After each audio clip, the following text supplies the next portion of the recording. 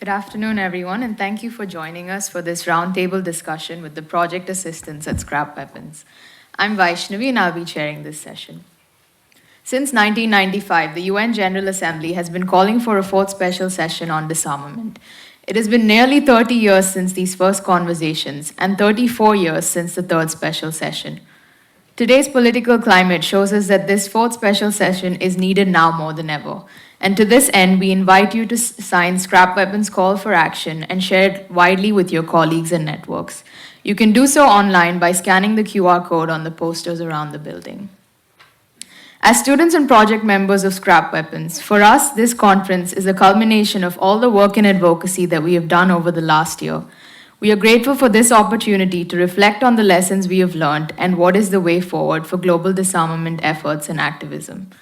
It's my pleasure to introduce my friends and colleagues at Scrap Weapons for this roundtable discussion.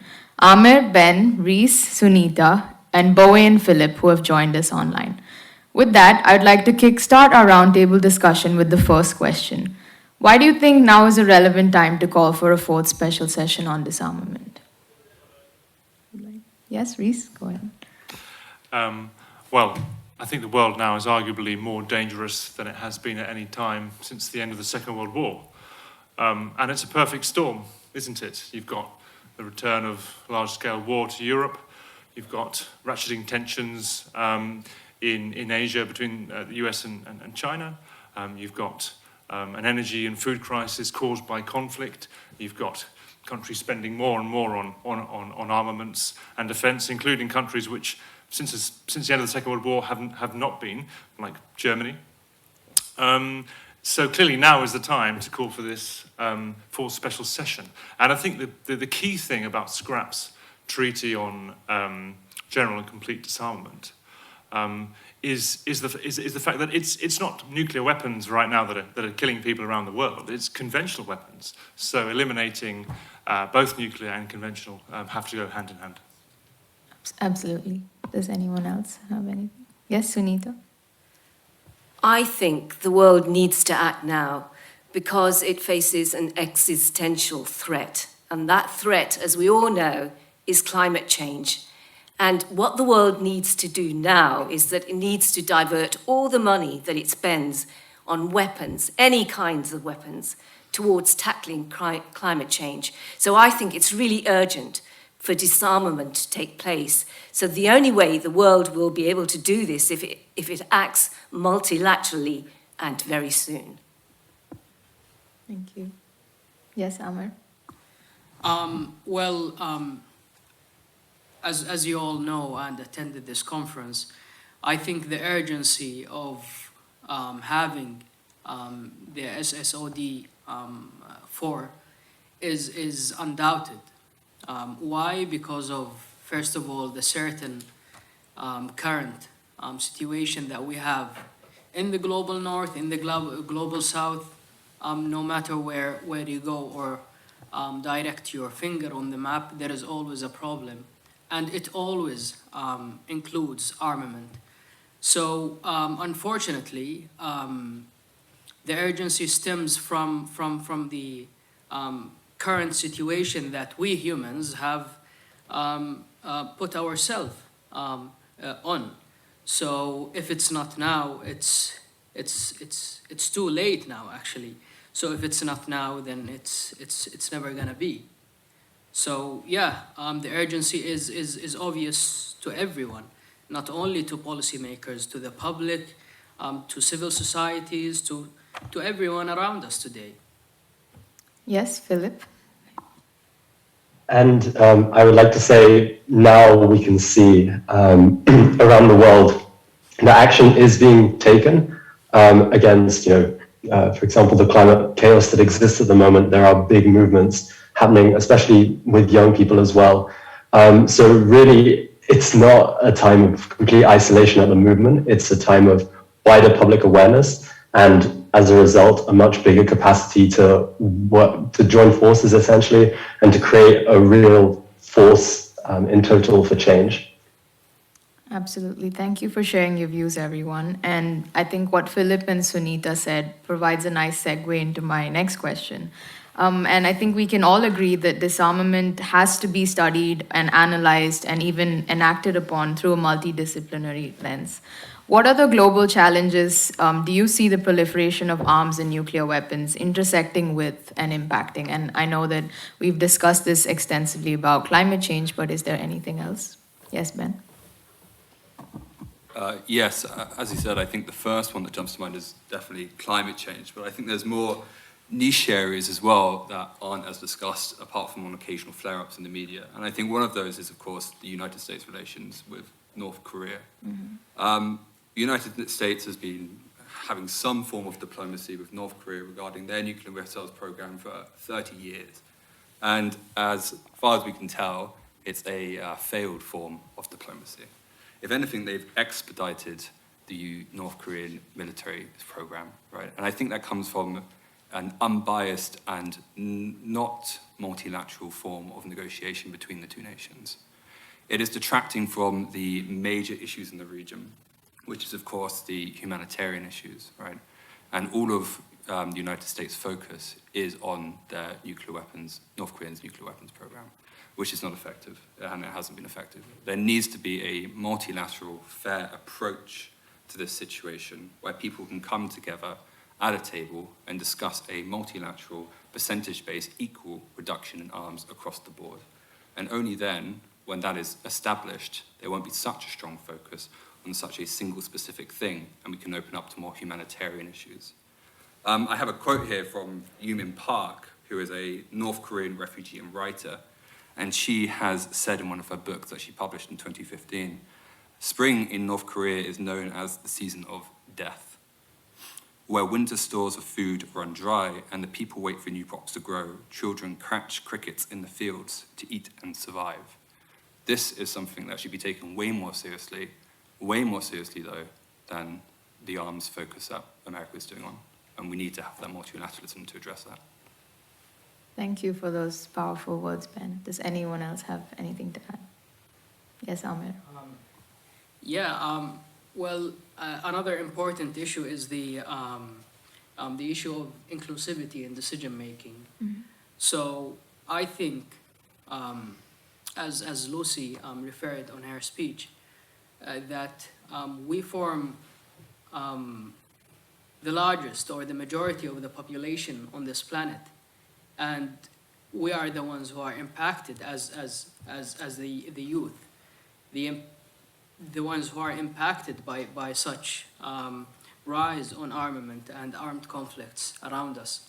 So the issue of inclusivity in policy making is very important, and it should start with the disarmament approach, because this is what is commonly perceived as a high-ranking official or policy layer, if you wish, of decision-making. So if we have the youth engaged on that specific layer of decision-making, that means inclusivity has gotten out of the coating of tokenism into real engagement in policy-making. Great points made by everyone in pointing out that the effects of nuclear weapons and arms proliferation do not exist in isolation with other global problems and challenges, and that there's always an opportunity cost in terms of directing resources to tackling these problems. So the elephant in the room that needs to be addressed is Russia's invasion of and war on Ukraine. When you have a permanent member of the United Nations Security Council with a veto that flouts international norms, laws, and rules, how do you think there can be accountability and progress in arms controls measures? Yes, Reese. Well, I think this is why, and it's a great question and a very difficult question, but this is why we need to revitalise multilateral decision-making and multilateral diplomacy, because that's the only way we're going to be able to dial down tensions, isn't it, in the long term, going forward. And I think we've seen that it can happen before, at the height of the Cold War. I don't think anyone was expecting that it would end without a shot fired. And that there would be significant arms control treaties achieved. So I think there is always hope. There will eventually be change as long as we just keep going and don't sort of give up and think, oh, well, this is never going to work. We've got to keep going. I think if there's one thing I'll take away from today and listening to all the inspirational speakers, it's how advocacy, activism, and people coming together to try to shape the political will can really make a difference. And I think we've just got to keep going. Yes, Sunita. Yes, I'd like to add to that actually civil society, pressure groups, NGOs, all these kinds of people, students, can really play an instrumental role in bringing about a ban in weapons, I think, because they have been very instrumental in the past, for example, in making sure that landmines are banned, that cluster munitions are banned. So I think the way forward is for the student population, civil society, NGOs, all of them to work together to put pressure on governments to do something. Thank you. Thank you all. And I'd like to recall what Beena Lakshmi Nefram said earlier about how 88% of the world's weapons are actually manufactured by the Permanent Five of the United Nations Security Council. And I think all of these conversations that we've had come back to the urgent need to reform and diversify the Security Council and really hold these powers accountable. So it is unrealistic to expect that states would reduce their defense spending and budgets for weapons and arms when trends across the world are pointing to an increased allocation of financial resources to defense with each passing year. What do you think is the way forward in such a global political climate? Yes, Aman? Yeah, I would respectfully disagree with you that it is realistic, and the evidence of it being realistic is that we are all around here today from different countries, different backgrounds, and we are talking and having these discussions on a civil manner with no arms on hands, with only papers and pens, and we can make some agreements. So this is the way for the future. This is the way for peace, and it is always realistic. Dreams are dreams only when we are sleeping. When you wake up, it's a reality. It's the next morning. So it depends. Do we wake up? Well, that's a decision that we have to make. And then we can see how the reality can change by collaborating and through multilateralism. Well said. Thank you. Yes, Sunita? I was just going to add, I mean, it's forcing governments in Europe and obviously the US to spend more money on weapons. And so they're helping Ukraine in the hope that, Ukraine will win and it'll defeat Russia. But I think ultimately peace will only be achieved through diplomacy and discussions and talking. And I think that's what governments need to do personally to give peace a chance, basically. Mm-hmm. Yes, Reese. I also think the key is to, as was said earlier in the conference, to raise awareness and to make disarmament more prominent in the public consciousness.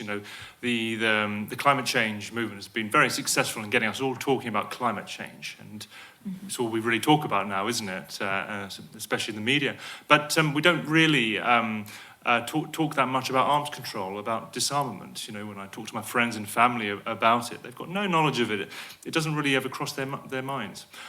So clearly more needs to be done to get the nation talking, not just in the UK, but around the world. But it'd be good to get us talking about it in the UK, since this is where we are right now. So yeah, I think that's a very important part of this. Mm-hmm. Ben, is there anything you'd like to? I can only really echo what my colleagues have said, that I think inevitably there's going to have to be a decision made. And we discussed this briefly yesterday, in the fact that climate change is coming whether you like it or not. And there's going to have to be a time, sooner rather than later, where people are going to have to decide, do I want to continue to spend money on weapons frivolously and perhaps result in even more warfare and claim for limited resources as climate change approaches? or are we going to reinvest this money internally and try and save what we have? And that's going to be the real major decision that has to be made, and it should be made now. Indeed, powerful closing words there. Thank you all for such an insightful and thought-provoking conversation. I wish we could continue it, but in the interest of time, we have to conclude now. It's definitely left me with plenty of reflections to take home, and I hope it has for those in the audience as well. Before we conclude, on behalf of Scrap Weapons, we would like to present a closing joint statement. Our world is in a perilous place. As the threat of global war intensifies, driven by Russia's invasion of Ukraine, a rise in East-West tensions to their highest levels in decades, and other countless conflicts, general and complete disarmament is needed now more than ever. Armed conflict is destroying millions of lives and inflicting untold human suffering, often on the poorest and most vulnerable. The world's armies are contributing massively to climate change, which in turn is driving more conflict. And as we are witnessing today, war is exacerbating an energy and cost of living crisis throughout Europe and causing a food crisis which will hit the global south the hardest. Money poured into the military-industrial complex could and should be reinvested in domestic policies which support the poorest in our societies, such as welfare programs, healthcare, and education, as well as in official development assistance. As the failure to reach a consensus at this year's NPT review conference demonstrates, the current international arms control and non-proliferation agreements are not fit for purpose. But there is hope. As we saw at the height of the Cold War, effective arms control agreements can be reached during the moments of greatest danger as long as the political and public desire is present. We are optimistic that Scrap's advocacy can help to influence public and political opinion and advance the ultimate goal of disarmament. This is why we are urgently calling for the activation of the fourth special session on disarmament at the United Nations. It's only through multilateral diplomacy and international consensus that military tensions can be reduced, the threat of world conflict be removed, and an enduring peace be won. Thank you all once again.